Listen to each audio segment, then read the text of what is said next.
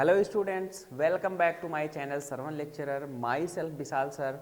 बच्चों, आज मैं क्लास 10th को आप लोगों को अपकमिंग एग्जाम के लिए जो मोस्ट इम्पॉर्टेंट सेंट्रल आइडिया है, बहुत ज़्यादा नहीं है, बस 2-3 है, आपको उसको याद कर लेना है, रट लेना है, लर्न कर लेना है। और यदि आप याद भी नहीं कर पाते हैं तो लिखने का तरीका मैं बताऊंगा। ये आने वाले एग्जाम के लिए बहुत ही ज़्यादा ज़रूरी है, बहुत ही ज़्यादा इंपॉर्टेंट है। इसको आज से ही प्रिपेयर कर लो, क्योंकि ये एकदम निश्चित है, इससे बाहर कुछ नहीं आएगा, इससे ज़्यादा आपको कुछ नहीं पढ़ना है। ठीक है, आपके टोटल 10 चैप्टर हैं, लेकिन आपको सारे सेंट्रल आइडिया याद करने की बिल्कुल भी ज़रूरत नहीं है। ये हर साल आते हैं और ये इतना मोस्ट इंपॉर्टेंट है कि इस साल भी यही ही आएगा। ठीक है, तो हम लोग देखते हैं कि हमारे पास जो पोएम में, पोएट्री में 3 चैप्टर बहुत मोस्ट इंपॉर्टेंट है। पहला आपका है डस्ट ऑफ स्नो, उसका सेंट्रल आइडिया आता है। सेकंड आपका है फायर एंड आइस, और थर्ड चैप्टर आपको एनिमल, एक चैप्टर है एनिमल। इस तीनों पोएम के जो सेंट्रल आइडिया है आपको बहुत ही अच्छे ढंग से इसको प्रिपेयर करना है और बहुत ही बढ़िया से इसको लर्न कर लेना है। यदि आप उसको जो है मगप यानी रट नहीं पाते हैं तो भी कैसे लिखा जाता है सेंट्रल आइडिया एग्जाम में, मैं आपको बहुत अच्छे तरीके से बताऊंगा। तो चलिए देखते हैं। सबसे पहला है आपका, सबसे पहला central idea dust of snow से। ठीक है, मोस्ट इंपॉर्टेंट सेंट्रल आइडिया है। ठीक है बच्चों, अब देखो इसको लिखना कैसे है। सबसे पहले मैंने इसको बहुत ही सरल भाषा में, बहुत ही कंसाइज करके आपको जो है दिया है। आपको इसको लर्न करने में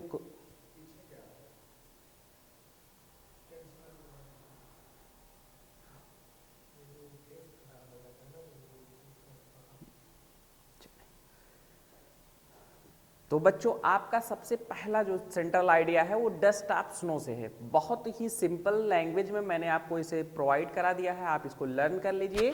ठीक है, तो देखो सेंट्रल आइडिया लिखना कैसे है। सबसे पहले जब आप किसी भी चैप्टर का सेंट्रल आइडिया लिखें तो राइटर का नाम जरूर लिखें। ठीक है, तो इसके राइटर जो हैं वो रॉबर्ट फ्रॉस्ट हैं, डस्ट ऑफ स्नो के रॉबर्ट फ्रॉस्ट हैं। और अब लिखना कैसे है, कोई भी सेंट्रल आइडिया पहले आप पोएम को अच्छे से समझ लो, उसका जो केंद्रीय भाव, उसका जो उद्देश्य होता है, कोई भी पोएट्री है उसका कुछ ना कुछ उद्देश्य होता है। तो जो उद्देश्य होता है, ठीक है, जो आपका मेन एम होता है पोएम का, आप उसको अपने सरल भाषा में बहुत आसानी से जो है उसको लिखना है। तो पहला पोएम आपका है डस्ट ऑफ स्नो से। देखो इन द पोएम, अगर आप लोगों ने पोएम पढ़ा होगा, जो मेरी वीडियो आप ऑलरेडी जो है आपको मिल जाएगी, अगर आप लोगों ने वहां से पोएम को समझ लिया तो बहुत अच्छे से आपको समझ में आएगा। देखो in the poem dust of snow, सबसे पहले इसके राइटर तो रॉबर्ट फ्रॉस्ट हैं। तो in the poem dust of snow the poet wants to convey that sometimes certain movements or actions which are simple have larger significance। देखो इस poem में क्या कह रहा है जो पोएट है कि कभी कभी हमारे जीवन में बहुत सिंपल सी चीज़ें, जो बहुत सिंपल से क्षण होते हैं, मोमेंट या एक्शन होते हैं, वो हमारे मूड को या हमारे लाइफ को एक नई दिशा देते हैं। आप लोगों ने अगर पोएम अच्छे से पढ़ा है, उसको समझा है, तो बहुत आसानी से समझ में आएगा कि जो इनका इफेक्ट होता है, छोटी छोटी चीज़ों का जो इफेक्ट होता है, ठीक है, इसका जो है बहुत लंबा प्रभाव होता है हमारे जीवन पे और हमारे जीवन को चेंज कर देते हैं। ठीक है, एक नई दिशा दे देते हैं हमारे जीवन को। तो देखो इसमें पोएट के साथ क्या होता है, they can change the mood और लाइफ ऑफ ए पर्सन। तो जो छोटे एक्शन या छोटे मोमेंट होते हैं वो किसी भी व्यक्ति के जीवन यानी लाइफ और मूड दोनों को चेंज कर देते हैं। ठीक है, the way A crow seeks down the dust of snow on the poet inspires and give him the idea। क्या होता है कि जो पोएट होता है, आप लोगों ने जो है अच्छे से पोएम पढ़ लिया है, तो पोएट क्या करता है, वो कहीं से जा रहा होता है और जिस तरीके से जो कौवा होता है वो हेमलॉक ट्री को सेक करता है, तो हेमलॉक ट्री पे जो बर्फ के छोटे छोटे पार्टिकल्स जमे होते हैं वो पोएट के कंधे पे आके गिरते हैं। पोएट जो है हमारा दुखी मन से कहीं जा रहा होता है, लेकिन जैसे ही वो बर्फ का छोटा छोटा जो कण होता है, बर्फ की जो धूल होती है, वो कवि के ऊपर आके गिरती है, उसको बहुत इंस्पायर करती है और उसको एक आइडिया, एक विचार देती है। ठीक है, to shake off his depressive thought. और जो डिप्रेशन में रहता है, यानी जो वो अभी तक उदासी मन से जो है जा रहा होता है या उदास रहता है, became cheerful and something useful. तो वह बहुत ही प्रसन्न हो जाता है, ठीक है, बहुत ही खुश हो जाता है। तो इस जो पोएट का कहने का मतलब है, इस कविता का जो उद्देश्य है वो यही है, सेंट्रल आइडिया यही है कि छोटे छोटे एक्शंस जो होते हैं, छोटे छोटे मोमेंट भी हमारे लाइफ में बहुत बड़ा बदलाव, बहुत बड़ा परिवर्तन लाते हैं।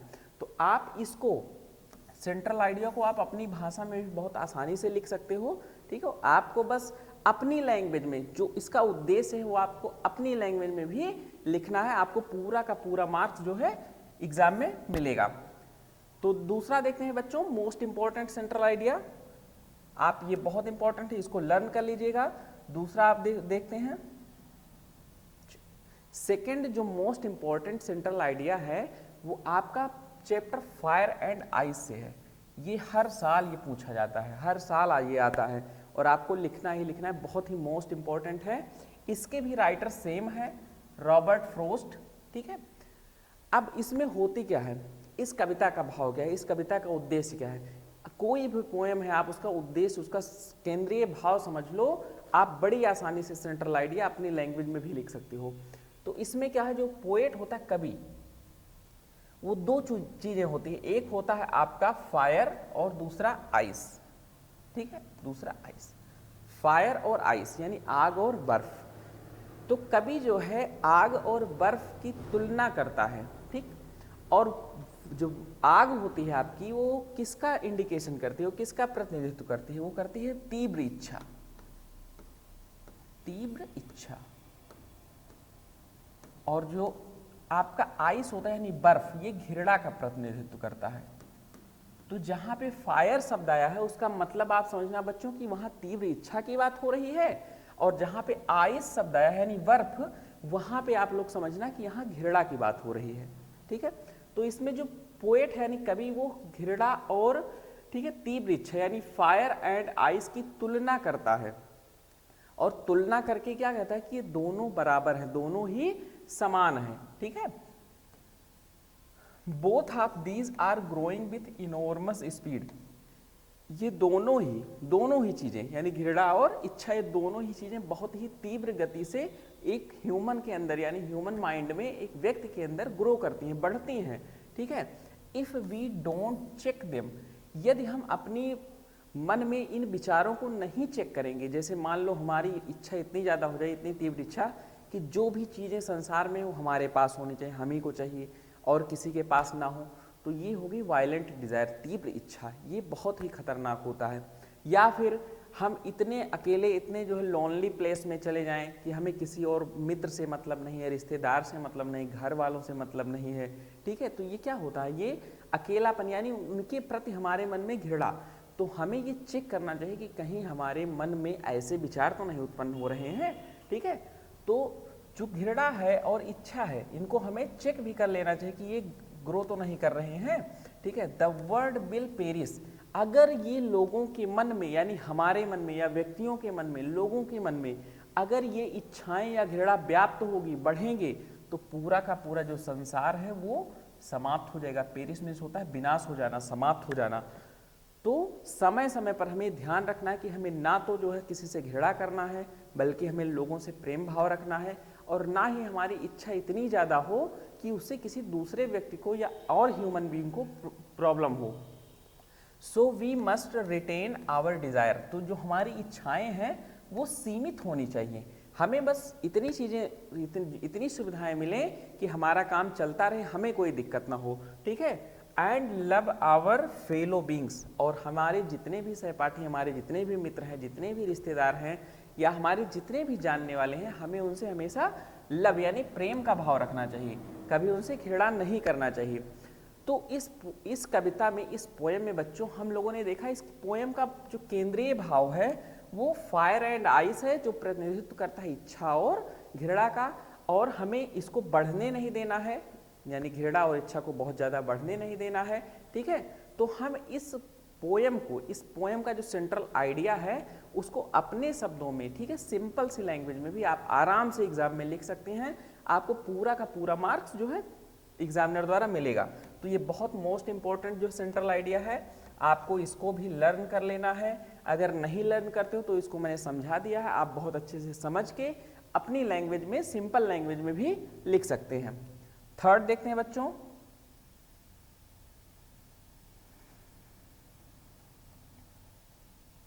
जो थर्ड वन आपका है मोस्ट इंपॉर्टेंट, ये भी बहुत बार पूछा जाता है एग्जाम में, ठीक है, ये भी मोस्ट इंपॉर्टेंट सेंट्रल आइडिया है बच्चों। ये आपका लिया गया है चैप्टर एनिमल्स, एक चैप्टर है आपका पोएट्री में, उसका चैप्टर का नाम है एनिमल्स, और इसके जो राइटर हैं वाल्ट व्हिटमैन, वाल्ट व्हिटमैन, ठीक है। तो ये बहुत मोस्ट इंपॉर्टेंट सेंट्रल आइडिया है, ये आपको लर्न कर लेना है, समझ लेना है, ये एग्जाम में आपको मिलेगा ही मिलेगा, ठीक है। तो देखते हैं थोड़ा सा ये सेंट्रल आइडिया। तो इस कविता का जो केंद्रीय भाव है देखते हैं, the poem animal is composed by Walt Whitman. तो जो पोएम है, जो एनिमल पोएम है, वो किसके द्वारा कंपोज किया गया है? वाल्ट व्हिटमैन, इसके राइटर है वाल्ट व्हिटमैन, ठीक है। The poet wants to live among animals and experience a life where none complains and where there are free of sins and shame. ये बच्चों सेम है, ठीक है। तो देखो यहाँ पे जो पोएट है वो बहुत नेचर लविंग पर्सन है, वो कहना चाह रहा है कि मैं जानवरों के बीच में, ठीक है, यानी एनिमल्स के बीच में, ठीक है, रहना चाहता हूँ, उनके साथ रहना चाहता हूँ, और जो वो लाइफ है, उनकी लाइफ है, मैं उसका एक्सपीरियंस, ठीक है, उसका एक्सपीरियंस, उसका अनुभव लेना चाहता हूँ। तो वहाँ कैसी लाइफ होती है? वहाँ कोई शिकायत नहीं होती, नन कंप्लेंट्स बच्चों, वहाँ पे नन कंप्लेंट्स, जानवरों के बीच में देखो कोई शिकायत नहीं होती, सब आसानी, आराम से, आसानी से जो है प्यार मोहब्बत से रहते हैं। लेकिन ह्यूमन बीइंग में कहीं देखो ये शिकायत हो गई, उनके खिलाफ FIR दर्ज कर रहे हैं, कोई कुछ कर रहा है, कोई उसको मार रहा है, लेकिन एनिमल्स में ऐसा नहीं होता, वहाँ कोई शिकायत नहीं, सब प्यार मोहब्बत से रहते हैं। तो पोएट की इच्छा है, वो चूँकि नेचर लविंग है, तो पोएट चाहता है कि मैं वहाँ रहूँ जानवरों के बीच जहाँ कोई भी शिकायत ना हो, और वहाँ की जो जीवन है, जिंदगी है, लाइफ है, वो फ्री ऑफ सिंस, जो पाप और शर्म से मुक्त हो। देखो जानवरों में कोई पाप नहीं होता, कोई शर्म नहीं होता, ना वो एक दूसरे से घृणा करते हैं, ना एक दूसरे को मारते हैं, ठीक है, ना एक दूसरे को तंग करते हैं, आपस में मिलजुल कर साथ में रहते हैं। तो वहाँ की जो लाइफ होती है वो पाप और, ठीक है, शर्म से मुक्त होती है, फ्री होती है। तो ऐसे जीवन को जो है पोएट हमारा एक्सपीरियंस, अनुभव करना चाहता है, उनके बीच रहना चाहता है। और देखिए the most important theme of the poem, और इस कविता का जो मुख्य उद्देश्य, मुख्य थीम, मेन एम जो थीम है वो क्या है? Is not to praise, to compare humans with them, ठीक है, in order to highlights the flaws of their nature. इस कविता का जो मुख्य उद्देश्य है बच्चों, या मेन थीम जो है, वो मनुष्य को जानवरों से तुलना करना नहीं है, ठीक है, कि हम मनुष्य की तुलना जानवरों से करें, क्योंकि जानवर की, जब पशु का अलग समाज है, ह्यूमन का अलग समाज है, ह्यूमन सोसाइटी जो है पशु सोसाइटी से, एनिमल सोसाइटी से भिन्न है। इन जो है मनुष्यों के जीवन में थोड़े बहुत रूल होते हैं, तो वही कवि कहता है कि हमें जानवरों से, ह्यूमन की तुलना नहीं करना है, बल्कि जो जानवरों का नेचर के प्रति प्रेम है, यानी प्रकृति के बनाए हुए रास्ते पर वो चल रहे हैं, ठीक है, हमें उसको फॉलो करना है, ह्यूमन बीइंग को उसको फॉलो करना है। हमें भी प्यार मोहब्बत से, बिना कोई पाप, बिना शर्मिंदगी के, बिना कोई जो है घृणा किए हुए, हमें भी आपस में मिलजुल कर रहना चाहिए। तो कवि का मतलब जो है ये नहीं है कि आप जो है एकदम जानवरों की तरह रहो, बल्कि जो नेचर लविंग उनका नेचर है, हमें उसके अकॉर्डिंग जो है मनुष्यों को भी रहना चाहिए। तो मोस्ट इंपॉर्टेंट जो है आपका सेंट्रल आइडिया ये भी है बच्चों। बस आप ये 3 सेंट्रल आइडिया जो है याद कर लो, या फिर इसको अच्छे से मैंने समझा दिया, समझ लो आप अपनी लैंग्वेज में। यदि आपको अच्छे से ग्रामर आती है तो आप अपनी लैंग्वेज में बहुत आसानी से लिख सकते हो। आपको एक ऐसी ट्रिक बताऊंगा कि यदि आपने सेंट्रल आइडिया बिल्कुल भी नहीं पढ़ा है, बिल्कुल भी नहीं रटा है, ठीक है, कोई बात नहीं, आपको सेंट्रल आइडिया तो लिखना ही मस्ट है, एग्जाम में आएगा, लेकिन आपने उसको लर्न नहीं किया, आपने बिल्कुल भी नहीं रटा है, तो आप उसको लिखें कैसे, कैसे लिख सकते हैं? तो मैं उसके लिए आपको एक ऐसा ट्रिक बताऊंगा, उसमें आपको 3 बातें, 3 पॉइंट जो है बहुत मेन है, वो आपको याद रखने हैं। उसके जरिए जो है आप बहुत अच्छे से, एकदम बेस्ट तरीके से सेंट्रल आइडिया जो है लिख के आओगे। जो रट के जाएगा आप उससे अच्छा करके आओगे, मेरी गारंटी है। बस आपको केवल 3 ट्रिक जो है याद रखने हैं। सबसे पहला, मान लो आप जिस चैप्टर का, यानी जो भी सेंट्रल आइडिया लिख रहे हो, उस सेंट्रल आइडिया का चैप्टर का नाम पता होना चाहिए और उसके राइटर का नाम पता होना चाहिए। वेरी इजी है। जो भी चैप्टर पढ़ाया जाता है सबसे पहले चैप्टर का नाम और राइटर का नाम ऊपर ही लिखा रहता है। तो आपको चैप्टर का नाम और राइटर का नाम एकदम अच्छे से याद कर लेना है, अच्छे से जो है पता होना चाहिए। आप बहुत आसानी से सबसे पहली 2 लाइन आप वही लिखोगे कि जो है ये सेंट्रल आइडिया इस चैप्टर से लिया गया है और इसको कंपोज किया है इस राइटर ने। तो आपकी 2 लाइन, 2 से 3 लाइन यही हो जाएगी। सेकंड जो आपको ध्यान रखने वाली बात है वो आप उस पोएम का उद्देश्य क्या है, उस पोएम का मीनिंग क्या है, उस पोएम का अर्थ क्या है। ठीक है, तो उस पोएम का उद्देश्य समझो। आप जब भी पोएट्री में कोई भी पोएम पढ़ोगे, मैंने सारी वीडियो बना दी है, आप ऑलरेडी जाके जो है डिस्क्रिप्शन में लिंक मिल जाएगी, देख सकते हो। तो आप वहां से पोएम का अर्थ अच्छे से समझ लो, रटना बिल्कुल भी नहीं, आप पोएम का अर्थ समझो। पोएम का जब आप उद्देश्य समझ जाओगे तो आप उसको बहुत आसानी से, उसका जो भाव है, केंद्रीय भाव, उसको इस 2-3 लाइन लिखने के बाद आराम से लिख सकते हो। तीसरी चीज जो सबसे ध्यान रखने योग्य है, सबसे ध्यान रखने वाली बात है कि आपको ग्रामर का जो है नॉलेज, टेंस का नॉलेज होना जरूरी है। आप किसी भी सेंटेंस को तभी अच्छे से लिख पाओगे जब आपको ग्रामर की नॉलेज होगी, टेंस का नॉलेज होगा। क्योंकि कोई भी सेंटेंस जब आप उसको फॉर्मेशन करोगे इंग्लिश में, हिंदी टू इंग्लिश, मान लो आप हिंदी में सोच रहे हो, इंग्लिश में लिखना है, तो इंग्लिश में लिखने के लिए आपके पास ग्रामर का नॉलेज होना जरूरी है। तो मैंने टेंस की वीडियो ऑलरेडी बना दी है, आप जाके टेंस की वीडियो देख लो और टेंस को खूब अच्छे से समझ लो। तो ये 3 पॉइंट के आधार पर आप सेंट्रल आइडिया को बहुत ही अच्छे तरीके से बिना पढ़े बिना रटे एग्जाम में जो है बहुत ही आसानी से लिख सकते हो। तो ये 3 पॉइंट आपको बहुत अच्छे से रट लेना है, ध्यान रखना है। ठीक है बच्चों, तो आप बहुत अच्छे से, आई होप कि बहुत अच्छे से सेंट्रल आइडिया आप जो है एग्जाम में कर पाएंगे। तो वीडियो को लाइक करो, चैनल को सब्सक्राइब करो और आप सरवन लेक्चरर ऐप जो है डाउनलोड कर लो। वहां से आपको सारा PDF, सारा क्वेश्चन आंसर जो है आसानी से अवेलेबल होगा।